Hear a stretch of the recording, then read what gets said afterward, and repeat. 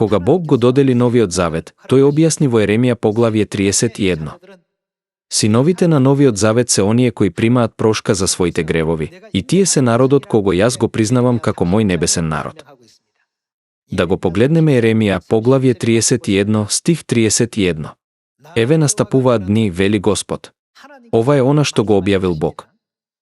И ќе склучам со домот Израелов и со домот на Јуда нов завет. Што воспоставува тој? Тој рече дека ќе го воспостави новиот завет.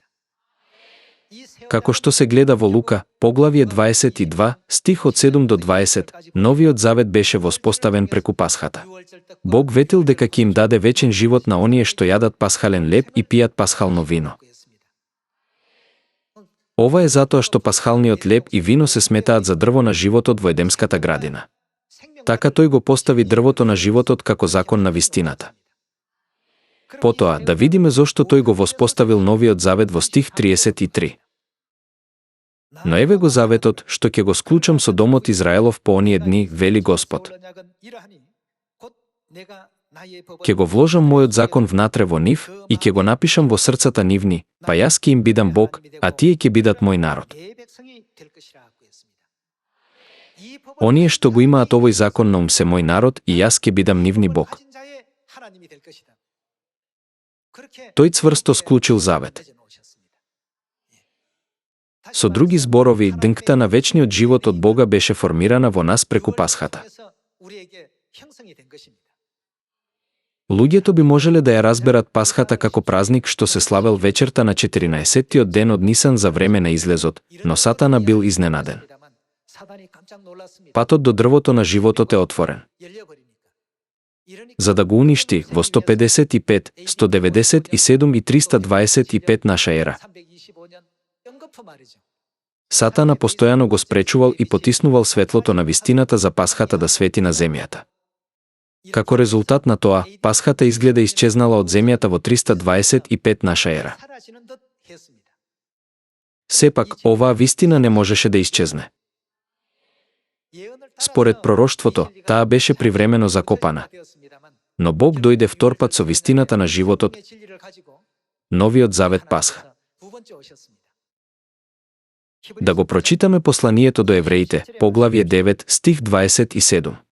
И како што им е на луѓето определено да умрат еднаш, а потоа суд, така и Христос, откако еднаш се принесе самиот себе како жртва, за да ги однесе гревовите на мнозина. Вторпат ќе им се јави не веќе како жртва за грев на оние што го очекуваат, туку за нивно спасение. Колку пати се вели дека тој ќе се појави? Бог доаѓа на земјата вторпат во тело. Која е целта? Целта е да донесе спасение. Што е потребно за да се спаси човештвото, кое падна во грев и смрт јадејќи од плодот? Од дрвото на познавањето на доброто и злото во Едемската градина. Дрвото на животот е потребно. Давајќи ни го дрвото на животот преку уредбата на Пасха, тој јасно го нарече нов завет. Кој го јаде моето тело и ја пие мојата крв, има живот вечен. За да го најде вистинскиот пат на верата, човештвото мора да го бара патот до дрвото на животот. Тогаш, кој може да го открие ова? Ангелите го чуваат патот до дрвото на животот со пламен меч. По чија заповед? Нема никој освен Бог. Колку теолошки семинарии постојат денес? Колку студенти по теологија има? Користејќи израз од Библијата, се вели дека е толку многу колку песокот во приморието. И покрај тоа што илјадници поединци внимателно ја проучуваат Библијата, што резултира со илјадници дисертации, нема ниту една објавена под темата мора да ја држиме Пасхата.